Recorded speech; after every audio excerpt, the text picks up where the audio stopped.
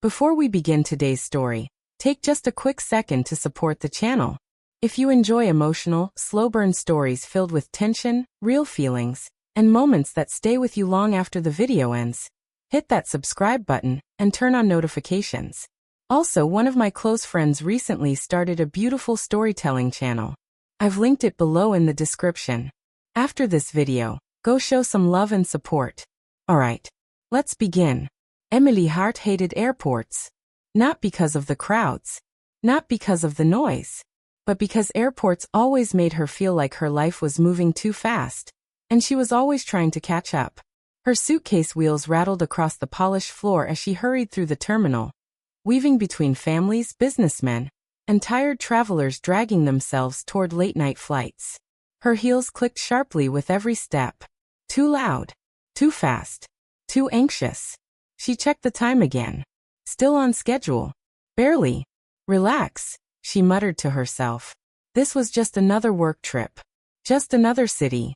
Just another client presentation. Nothing special. Nothing personal.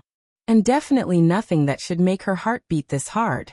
But then again, this wasn't just any trip. She wasn't traveling alone. A few steps ahead of her walked Daniel Carter. Her boss. Her very composed, very respected, very intimidating boss. Even in a crowded airport he stood out. Tall posture. Calm stride. Suit jacket perfectly fitted like it had been tailored specifically for authority. While everyone else looked rushed and messy, Daniel looked controlled. Like nothing in the world ever surprised him. Like nothing ever shook him. Emily had always admired that about him. From a distance. Always from a safe distance. By the time they landed in Chicago, the sky had already turned dark. And the rain had started. At first, it was only a drizzle.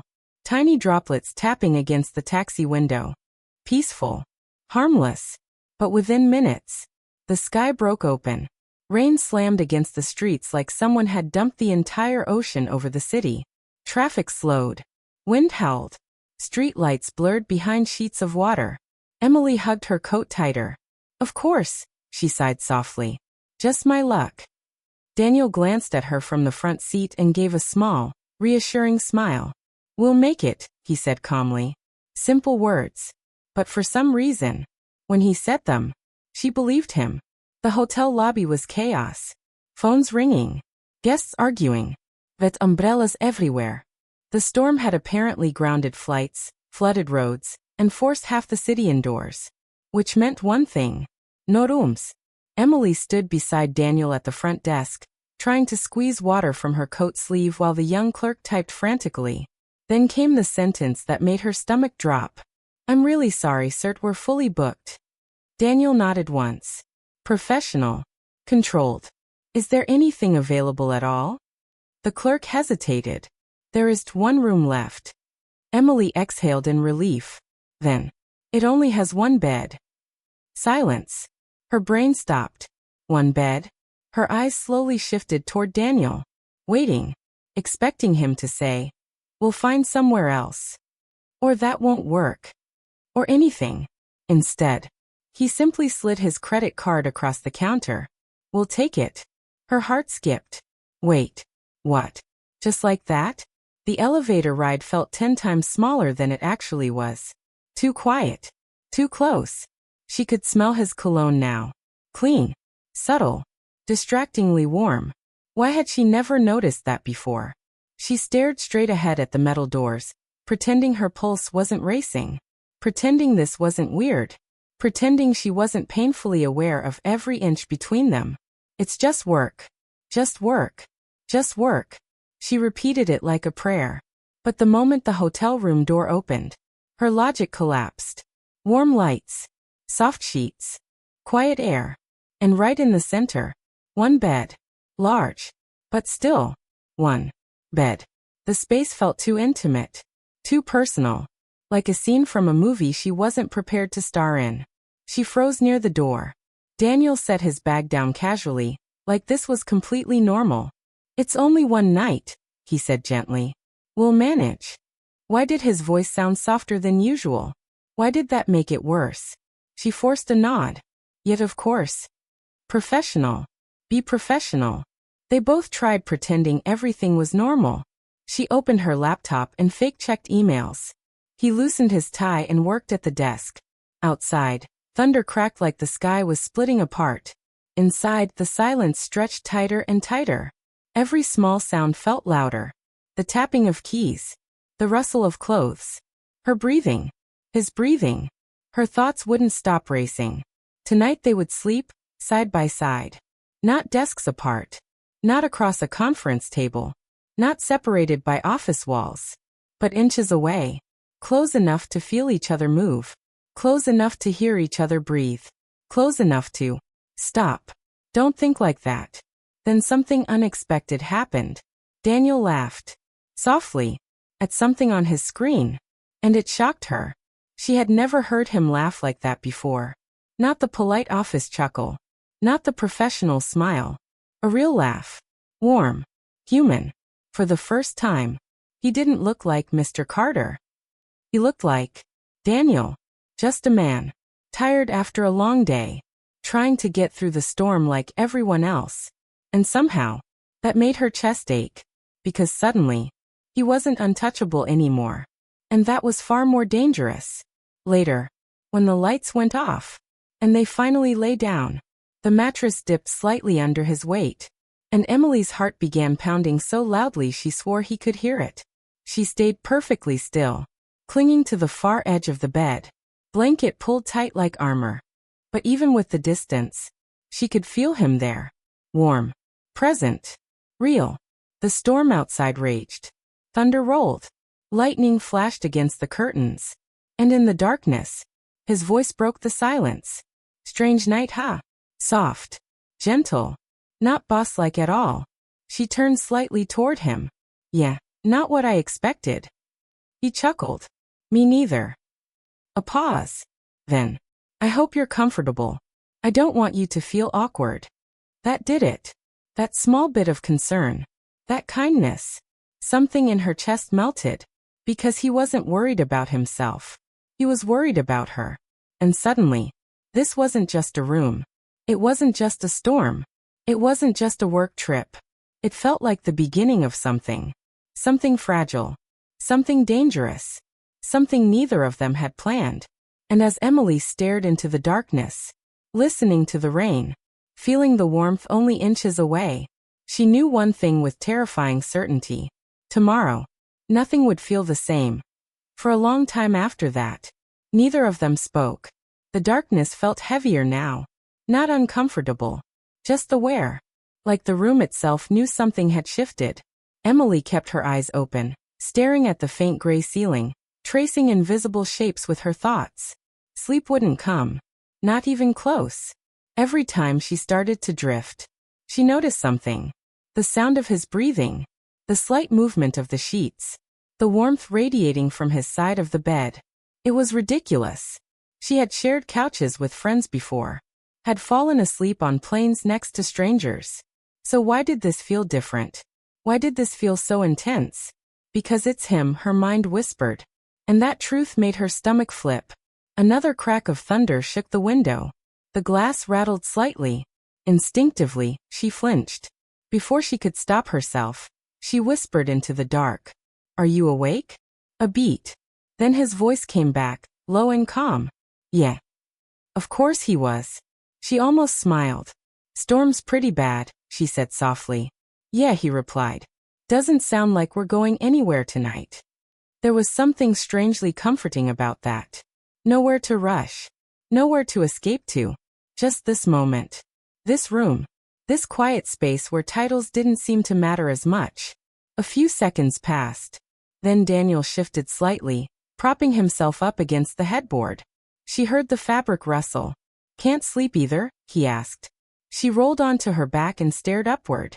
Not even a little. He let out a soft breath that almost sounded like a laugh. Good. At least I'm not the only one suffering. She turned her head toward him. You don't strike me as someone who suffers. He raised an eyebrow. Oh, you're always so put together. Like nothing ever gets to you. For a moment he didn't answer. And when he finally did, his voice was different. Quieter. More honest. That's just what it looks like from the outside. Something about the way he said that made her chest tighten. I used to think, he continued slowly, that if I looked confident enough, no one would notice when I wasn't. Emily blinked. She hadn't expected that. At work, he said. Everyone expects you to have answers. You can't hesitate. You can't doubt yourself. If you do, people lose trust. So you just pretend? She asked gently. Every day. The honesty in that single sentence hit harder than any long speech. Pretend. She knew that word too well. I do that too, she admitted quietly. He glanced at her. Yeah. I pretend I'm not overwhelmed. Pretend I don't care when people overlook me. Pretend I'm fine just being background noise. Daniel frowned slightly. Background noise. She shrugged, staring at her hands. I'm not exactly the loud, confident type.